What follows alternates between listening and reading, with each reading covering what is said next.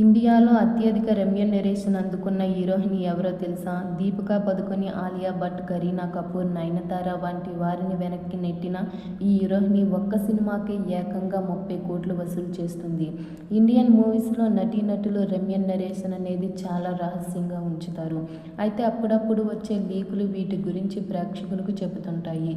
ఇప్పుడు ఇండియాలో male super స్టార్లు ఒక్కో సినిమాకు 100 కోట్లకు పైగా రెమ్యూనరేషన్ తీసుకుంటుంటే వాళ్లకు ఏమాత్రం తక్కువ కాదని హీరోయిన్లు కూడా నిరూపిస్తున్నారు. తాజాగా ఇండియాలోనే అత్యధిక రెమ్యూనరేషన్ అందుకుంటున్న నటి అనే టైటిల్ ఇటీవల చేతులు మారింది. ఒక స్టార్ 6 ఏళ్ల తర్వాత ఇండియన్ సినిమాలో తన రీ ఎంట్రీ మూవీ కోసం ఏకంగా 30 కోట్ల రెమ్యూనరేషన్ అందుకుంది.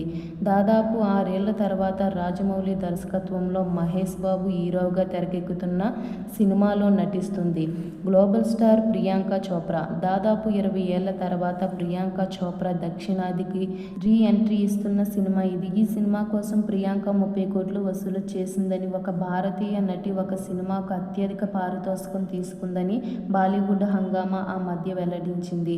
బాలీవుడ్ నుంచి హాలీవుడ్లోకి అడుగుపెట్టిన ప్రియాంక రేంజ్ అసాధారణ స్థాయిలో పెరిగిపోయింది. దీంతో రెమ్యూనరేషన్ విషయంలో తగ్గేదే లేదని ఆమె నిర్ణయించింది. అందుకే ఈ ప్రాజెక్టు సంతకం చేసే విషయంలో ఆమె ఎక్కువ సమయం తీసుకుంది. ప్రియాంక గతంలో తన Amazon prime video show Citadel కోసం $5 మిలియన్ల, 41 కోట్లకు పైగా వసూలు చేసింది. కానీ అది 6 గంటల రన్ టైం కావడంతో ఆ మొత్తం సమంజసమే.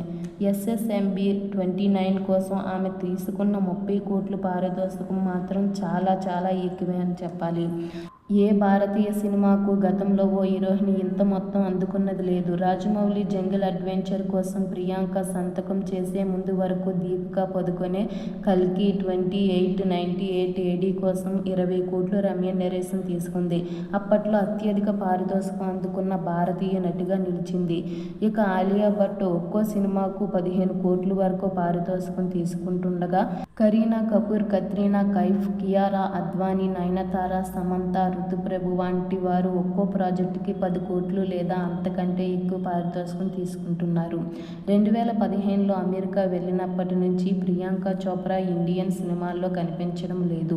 2016లో జై గంగాజల్ విడుదలైన తర్వాత ఆమె 2019లో విడుదలైన Sonali bus the sky is pink అనే ఒక భారతీయ చిత్రంలో మాత్రమే కనిపించింది. ఆలియా భట్, కత్రినా కైఫ్లతో ఆమె నటించిన రోడ్ ట్రిప్ చిత్రం జిలే జరా నిర్విఘ్నంగా వాయిదా పడటంతో 6 ఏళ్లుగా ఆమె థియేటర్లో కానీ, OTTలో కానీ ఒక్క భారతీయ సినిమా రిలీజ్ కాలేదు.